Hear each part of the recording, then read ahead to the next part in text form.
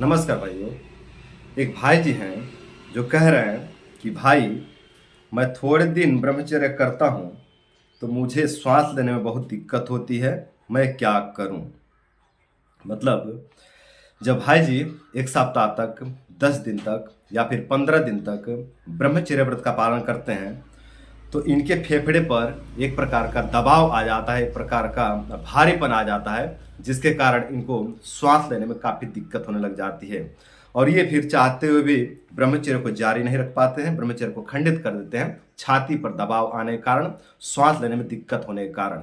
तो वही पूछ रहे हैं कि मैं क्या करूं। तो देखिए दोस्तों, इस तरह की समस्या बहुत से भाइयों के साथ में होती है। ये किसी एक भाई का जो है कि प्रश्न नहीं है, ये तो बहुत से भाई जो है कि प्रश्न करते रहते हैं और अलग अलग लोगों में अलग अलग तरह की जो है कि समस्या देखने को मिलती है। समस्या सबके जीवन में आती है। जो लोग भी ब्रह्मचर्य का धारण करते हैं, ब्रह्मचर्य की शुरुआत करते हैं, उनके जीवन में परेशानियां आती हैं, उनके जीवन में कष्ट आते हैं। एक सप्ताह के बाद, 10 दिन के बाद या फिर 15 दिन के बाद ये जो है कि कष्ट शुरू हो जाते हैं और इसको मैं कहता हूँ ब्रह्मचर्य के उपद्रव, है ना। तो ये जो आपको कष्ट हो रहा है, श्वास लेने में दिक्कत हो रही है, ये कुछ और नहीं है, ये ब्रह्मचर्य के उपद्रव है।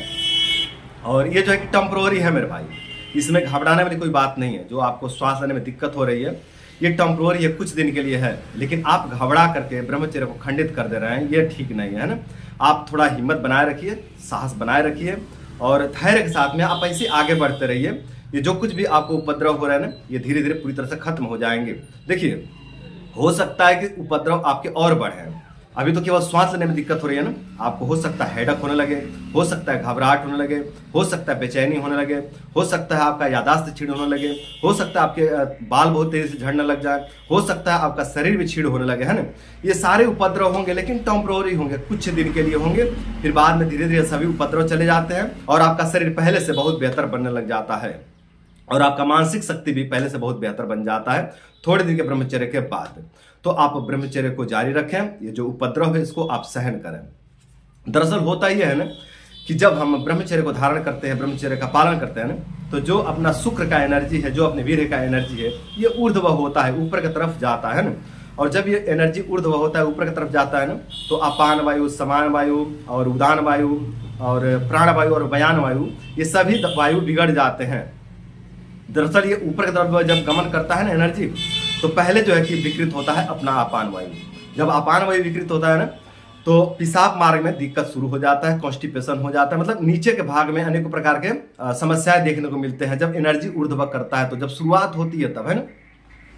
फिर जब आगे बढ़ेगा, समान वायु के पास आएगा ना, तो पेट से संबंधित, पाचन तंत्र से संबंधित जो है कि समस्या देखने को मिलेगी।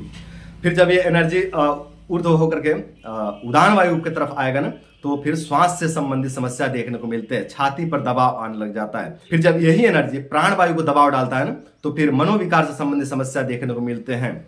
और फिर यही एनर्जी जब समस्त शरीर में फैलता है ना, तो फिर व्यान वायु से संबंधित समस्या देखने को मिलता है, मतलब समस्त शरीर में जो है कि समस्या देखने को मिलते हैं।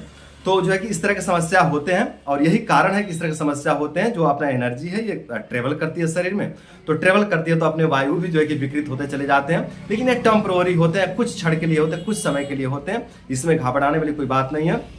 फिर बाद में धीरे धीरे सभी वायु अपने स्थान पकड़ लेते हैं, अपने स्थान पर आ जाते हैं और इन वायुओं का बल बढ़ जाता है, इनकी ताकत बढ़ जाती है और इनकी काम करने की क्षमता भी बढ़ जाती है।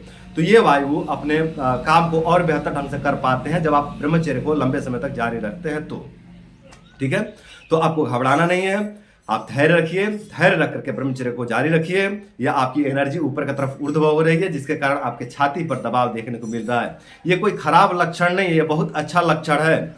ये बता रहा है कि एनर्जी आपका ट्रेवल कर रहा है, आपकी एनर्जी ऊर्ध्व हो रही है। तो इसको देख करके आप प्रसन्न हो जाइए, है ना। और समझिए, ये जो एनर्जी ऊर्ध्व हो रही है ना, इसी का जो है कि दुष्प्रभाव हमारे शरीर पर देखने को मिल रहा है, लेकिन ये टेम्पररी रहेगा, ये टेम्पररी रहेगा, कुछ समय के लिए रहेगा ना।